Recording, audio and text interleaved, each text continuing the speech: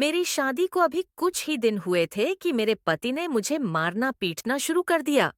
मेरा पति जब भी मेरे ऊपर हाथ उठाता तो मेरा देवर बीच में आकर मुझे बचा लेता। लेकिन मेरा देवर कभी-कभी मुझे अजीब सी नजरों से देखता था।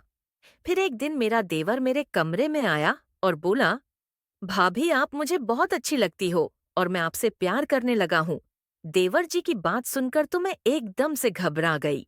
मैंने उसको बोला, देवर जी ये सब गलत है। अगर तुम्हारे भैया को पता चल गया तो कयामत आ जाएगी। लेकिन वह नहीं माना और अपनी जिद पर अड़ गया।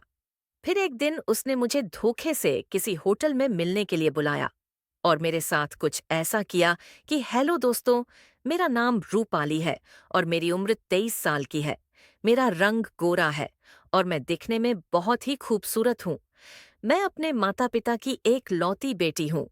उन्होंने मुझे बहुत लाड प्यार से पाला और मेरी हर इच्छा को पूरा किया था। कुछ सालों पहले मेरे पिताजी की मृत्यु हो गई। उस वक्त मैं कॉलेज की पढ़ाई कर रही थी।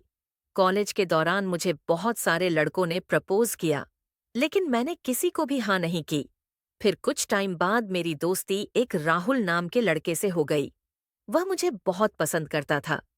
जैसे ही हमारी कॉलेज की पढ़ाई कंप्लीट हुई, तो हम दोनों उन्होंने घर वालों की सहमति से शादी कर ली।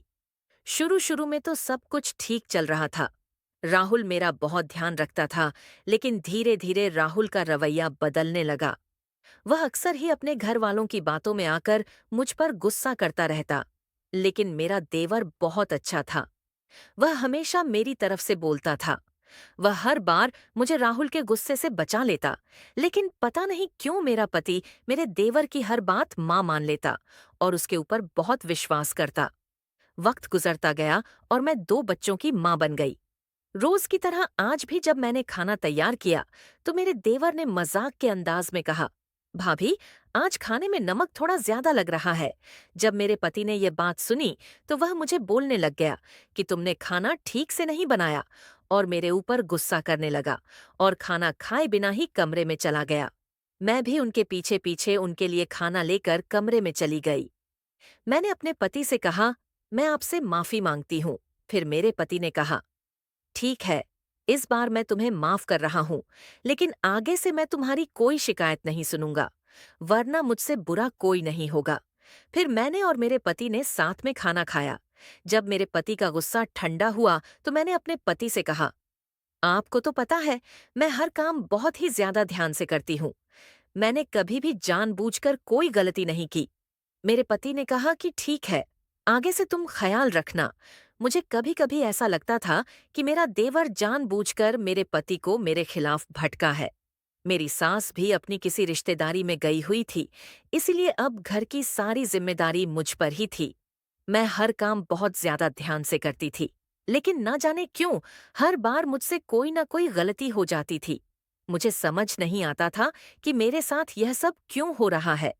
अगली सुबह जब मैं उठी, मैंने घर का सारा काम किया और मैं स्कूल से बच्चों को लेने ही जा रही थी कि मेरे देवर ने मुझे रोक लिया और मुझसे कहा, भाभी मेरे कुछ दोस्त आ रहे हैं, उनके लिए खाना बना दो। मैंने सोचा कि अगर मैं खाना नहीं बनाऊंगी तो यह फिर से मेरी शिकायत मेरे पति से कर देगा। इसीलिए मैं जल्दी जल्दी खाना बनाने में लग गई, क्योंकि मैंने सोचा था कि मैं जल्दी जल्दी खाना बनाकर बच्चों को स्कूल से लेकर आ जाऊंगी। लेकिन मैं जब तक खाना बनाकर और सबको खिलाकर फ्री हुई, तब तक 4 बज चुके थे। मैं बहुत घबरा गई थी कि बच्चे अब तक स्कूल में अकेले मेरा इंतजार कर रहे होंगे। मैं जल्दी से बच्चों को लेने घर से निकली तो मैंने देखा कि बाहर बच्चे मेरे पति के साथ आ रहे हैं। ये देखकर मैंने सुकून की सांस ली। लेकिन जैसे ही मेरे पति घर में आए, तो मुझ पर चलाने लगे। मुझ पर बहुत ज्यादा गुस्सा करने लगे। कहने लगे कि तुम कितनी लापरवाह हो गई हो। तुम आखिर बच्चों को लाना कैसे भूल सकती हो? तुम्हें बच्चों की जरा भी परवाह है या नहीं? राहुल मुझे मारने ही वाले थे कि इतने में मेरा देवर बोल पड़ा। उसने कहा, भाभी तब बच्चों को लेने ही जा रही थी, लेकिन मैंने ही उनको रोक लिया। मेरे कुछ दोस्त आ रहे थे, इसीलिए मैंने ही उनको खाना बनाने को कहा था। ये सुनकर राहुल बोले, वह तो ठीक है, लेकिन ये मुझे कॉल करके तो बता सकती थी ना, बच्चों को मैं लेकर आ जाता। लेकिन इसे तो बच्चों की बिल्कुल भी परवाह नहीं है। अगर मेरे पास स्कूल से कॉल नहीं आती, तो बच्चे वहीं बैठे रहते और रोते रहते। मैंने राहुल से माफी मांगी और कहा कि आगे से मुझसे कोई गलती नहीं होगी। राहुल गुस्से में कमरे में चले गए। रात को जब हम सो रहे थे, तो अचानक मेरे नंबर पर एक कॉल आई। मैंने देखा तो किसी न्यू नंबर से कॉल थी। मैं फोन बंद करके सो गई। सुबह राहुल ने मुझसे पूछा कि रात को तुम्हारे नंबर पर किसकी कॉल आ रही थी। मैंने राहुल को बताया कि माँ जी की कॉल थी। राहुल ने मुझसे कहा कि माँ ने इतनी रात को कॉल क्यों की थी।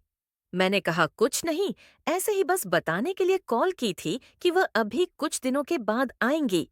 अब मेरे नंबर पर रोज ही रात को कॉल आती थी और मैं फोन बंद करके सो जाती। राहुल रोज मुझसे पूछते कि किसकी कॉल है। मैं कोई ना कोई बहाना बना देती थी। अब तो मेरे नंबर पर मैसेज आने भी शुरू हो गए थे। मैं इन सब से बहुत ज्यादा परेशान हो गई थी। फिर एक दिन मैंने अपने देवर को अपना मोबाइल दिया और उसे कहा कि देखना, इस पर किसकी रॉन्ग कॉल्स आ रही हैं और यह रोज कॉल करके परेशान कर रहा है।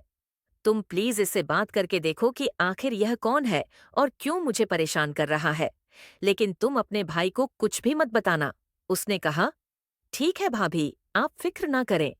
एक तरफ तो मैं अपने फोन कॉल से परेशान थी और दूसरी तरफ मेर